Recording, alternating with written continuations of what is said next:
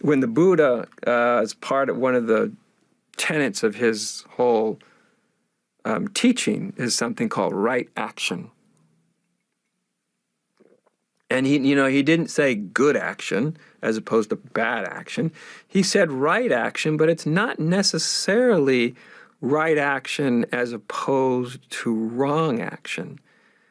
What the Buddha was trying to get at with right action is something that's very difficult to convey. In fact, the Buddha, when he had his own enlightenment, one of the first things he thought, and also expressed to someone that he was with him at the time, was, what I have seen, he said, is basically, I'm paraphrasing, is so profound and so, but at the same time so subtle and so difficult to comprehend that initially he thought, what's the use? No one's gonna understand what I'm saying. No one's gonna comprehend it. It's so subtle and so profound. And my sense is what he was grappling with at that time was this sense of paradox, that reality to the conscious mind shows up as a kind of profound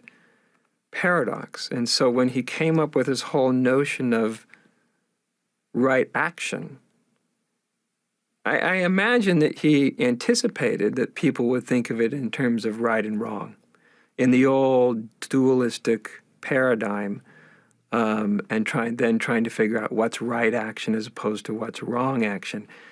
Right action really is not the opposite of wrong action. There is no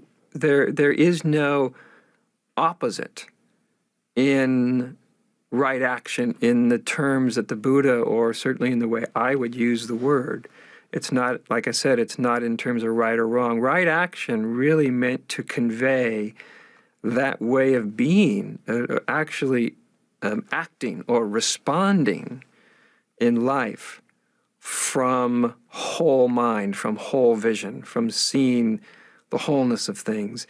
And to see from the wholeness of things means that we're no longer analyzing right and wrong. When we're in the ego, it's important to have right and wrong. It's useful. It also can be very destructive, as we all know. But that's part of the orienting principle on the ego level.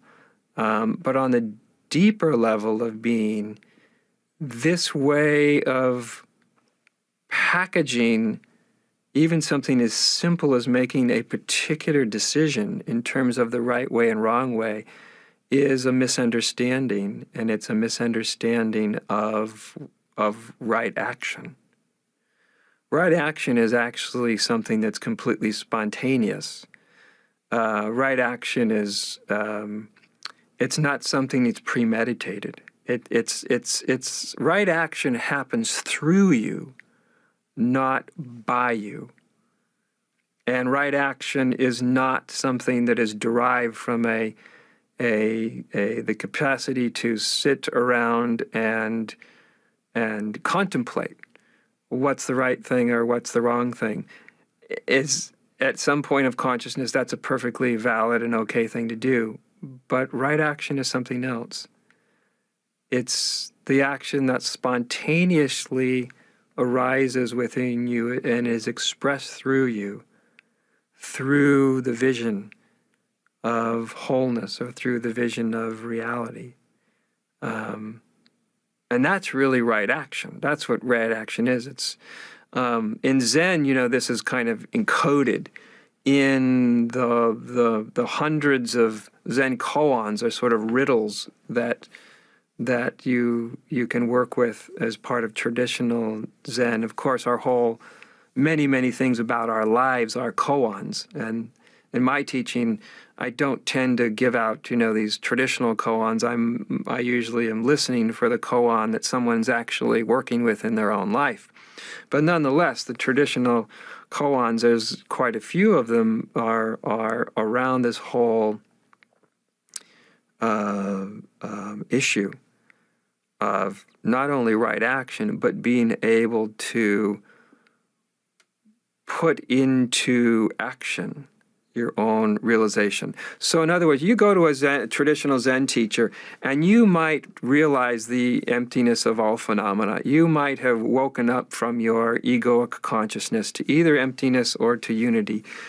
And if you just simply walk in and describe your experience to the Zen master, you're not going to get a very favorable response. The Zen master is basically in some way or another is going to ask you to put it into action.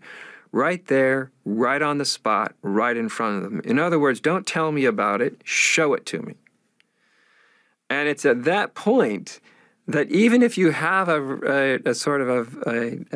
have had some sort of transforming experience, if it's not very deep, there's a great likelihood that when you're challenged to put it into action, that you hesitate.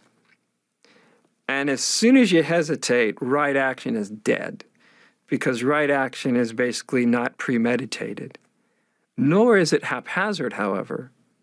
Some people that don't really understand what Zen is getting at think that all spontaneous action is right action, is enlightened action, just through the mere act of it being somewhat spontaneous. But that would be to suggest that all impulsive behavior is wise. And I think, as we all know, impulsive behavior is often anything but wise. And a Zen master, when you're working on a koan with them, they are not looking for impulsive behavior. So if you just try to be spontaneous for the sake of being spontaneous, well, right off the bat, of course, you're not spontaneous, number one. There's nothing as unspontaneous as trying to be spontaneous. It has to be